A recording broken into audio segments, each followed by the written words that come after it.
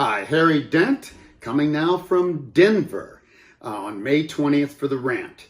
Now, I haven't been to Denver in a long time. I love seeing Denver again, but I'm coming from Vancouver at a major conference, VRIC, Vancouver Resources International Conference. And to my wonderful surprise, I'm speaking with 4 other economic experts that are all leaning in my direction. This never, ever happens to me. I'm always the bad boy now since I've turned bearish for years. So Robert Kiyosaki, who I've spoken with a good bit in the last few years, he's very bearish and sees a major crash. Mark Skousen, who I like and haven't seen in a long time, good to see him. And John Malden, who flew up, I was on the same plane from Puerto Rico, and he is kind of mixed. He definitely sees the bearish downside, but it could work out different ways depending on how government plays things here. But this was a really big treat for me not to be the only bearish guy. It was a big conference. Vancouver is my favorite city in North America. But for people who ever want to go there, it is mid-July to mid-September is the best. This was not the best weather zone, but we got one sunny day. And so I enjoyed being in Vancouver again. Now, of course, the markets are proceeding a lot like I've been expecting. Okay, I am very clear now that we have seen a top. The NASDAQ's gone down almost 31% at the recent lows, and 40% is a slam dunk for a first crash, and then you're not going to new highs.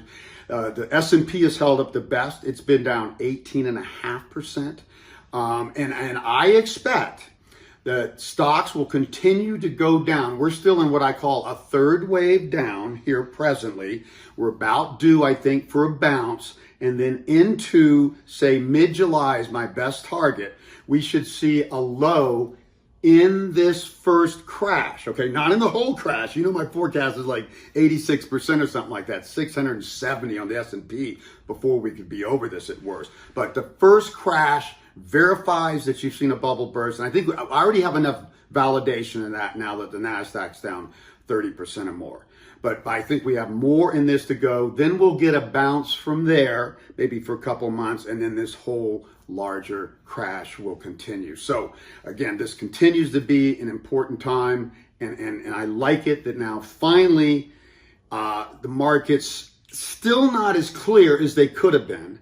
Because I think, I was warning, the best thing would have been a 40% crash in something like the NASDAQ, a leading index, in the first 3 months. That would have been a slam dunk bubble over. So this is happening.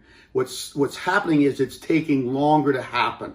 So if the S&P peaked in January, early January, and we go down into, say, July or something like that, then it'd be closer to 6 months, okay, instead of 3 months. So that's what we're looking at, and I will keep you updated. But it looks like stocks continued now down for now. Still a great buy opportunity in 10 and 30-year Treasury bonds, ZROZ and TLT.